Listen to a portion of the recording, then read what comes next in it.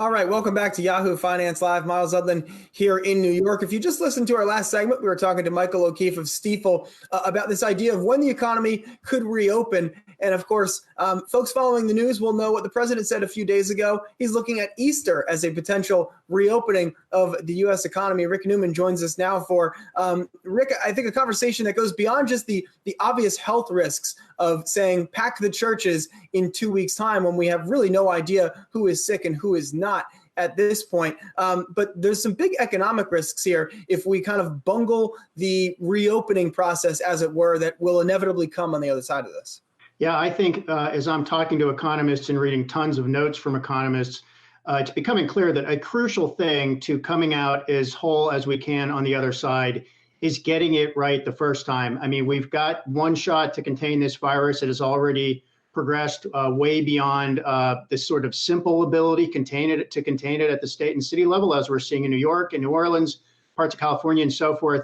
So we really need to do everything it takes right now, even if it is even more of a shutdown, an economic shutdown than we already have, and contain it now. Because if you don't, then you risk that we could have these waves of contagions where you have to you shut the economy down for a little while and then you come back. But if you come back too soon, then you have to shut it down again. And then you get into a possible double dip recession scenario. We have had double dip recessions before. We had back-to-back recessions in 1981 and 82, not for a virus, for other reasons, but that tells us it can happen.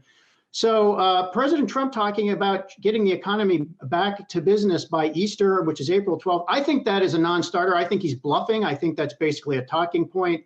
I think Trump is talking about that so that he can set himself up as, well, I'm the guy who wants to get back to business, but these public health experts are telling me I can't. So it allows him to scapegoat somebody else.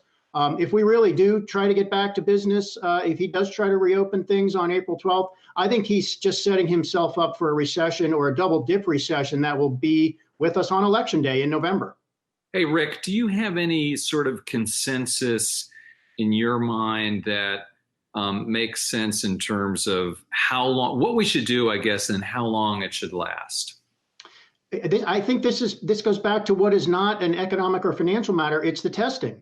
We have to have widespread testing as soon as we possibly can. We know we're not going to have a vaccine for the virus for a year or longer. And until we have testing, I mean, what the authorities are doing in New York and now New Orleans and other places, they basically have to assume that everybody has the virus. You have to assume that everybody's a spreader because you can't easily determine who has it and who doesn't have it because we don't have widespread testing.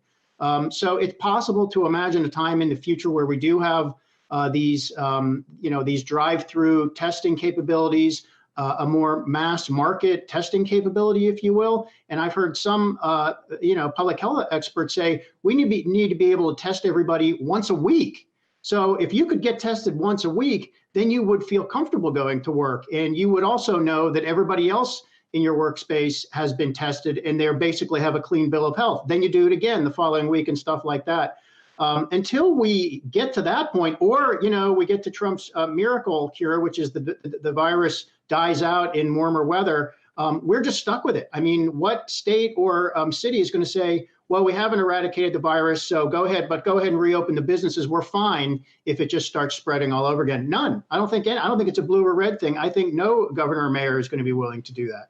Yeah, you're not going to get any bonus points for being first on the other side of this. All right, Rick Newman with the latest on that. Hey investors, Zach Guzman here. Are you interested in learning more about the markets and getting the latest financial news? Well, then click right here to subscribe to our Yahoo Finance YouTube channel.